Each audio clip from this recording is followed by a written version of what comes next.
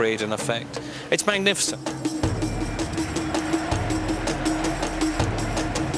Basically, they tax themselves, and for example, Lazio, they actually are a business. The Lazio, the irriducibile, the unbreakables, is a poor translation, but the main Lazio group, they actually tax themselves, but they exist, they sell their scarves, they have their own line of kind of fans' clothing.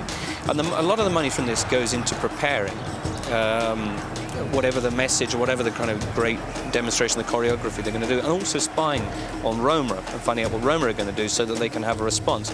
For example, when Roma, a great expensive football derby, brought out a giant banner saying, "Roma, above you, there's only the sky."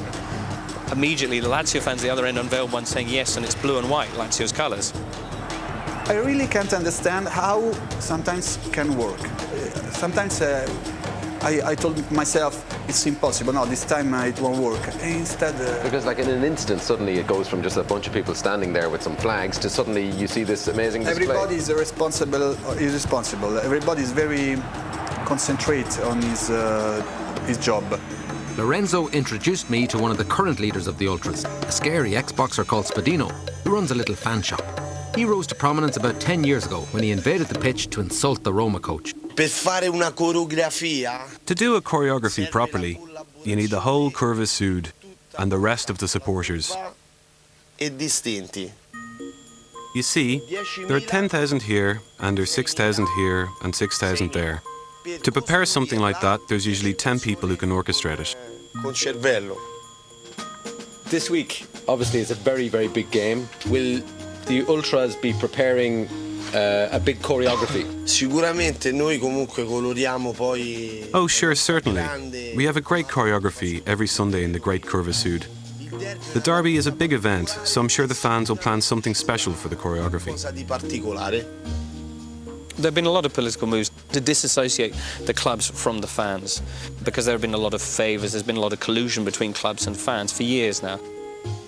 Roma playing a UEFA Cup game against Slavia Prague in the Czech Republic. Franco Sensi, the owner of Roma, got on the phone call from one of these so-called fans who said to him that, you know, your guys aren't being very helpful with us. They're not providing any sort of cheap flights to Prague, and we're not getting tickets. Can you not do something about it? And he said, well, no, we can't. There's an official package if you can afford to buy that go. He said, and the guy said, well, we can't afford that. And the conversation, according to Sensi, ended up with the guy saying, OK, some of us will go there and we'll cause an awful rumpus outside the grounds, and we'll make sure that Roma are banned from European football for a season.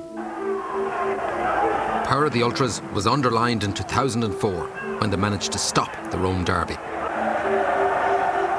The violence erupted in that derby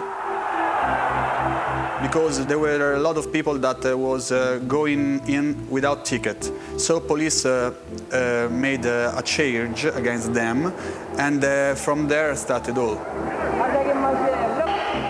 It was dramatic stuff. 3 fans managed to climb over the barrier and get onto the pitch.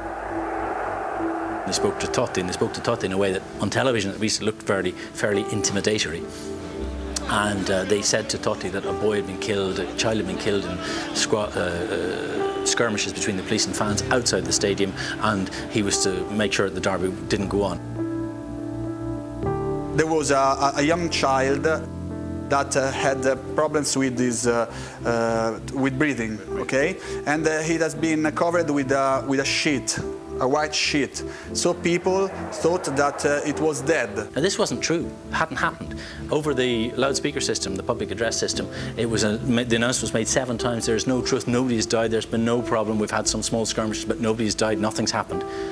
But these guys still managed to get Totti. Totti then went back to Mihailovic, who was the Lazio captain, and you could see the two of them talking. And then you see the referee, who was a man called Rossetti, said, come on, be men, play on. But prior to that, what you'd also heard in the microphone was Totti saying to the then Roma coach, Fabio Capello, saying, if we play on now, that lot will kill us.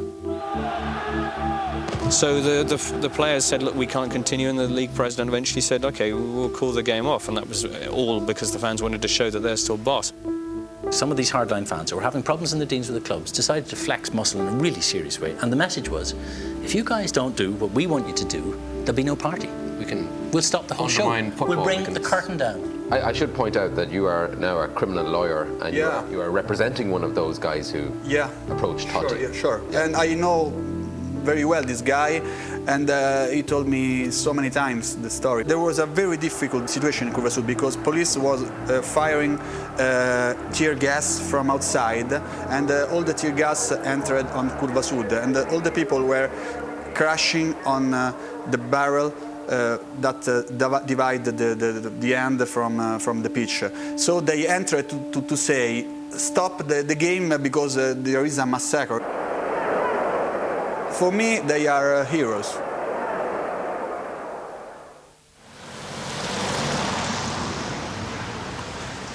I was supposed to meet a man here who was going to bring me to a secret location where the banners were being made for the choreography on Sunday. Now, he couldn't even tell us this address by email in case the police found out, and of course the police would tell Lazio fans.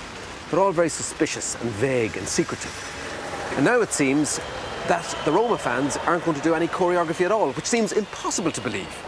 Last night we spoke to Lazio fans, and they said more or less the same thing. Oh, no choreography this Sunday because they've had a falling out with the president. Everything is so vague and secretive. Anyway, who knows what's going to happen? Hopefully there won't be a massacre.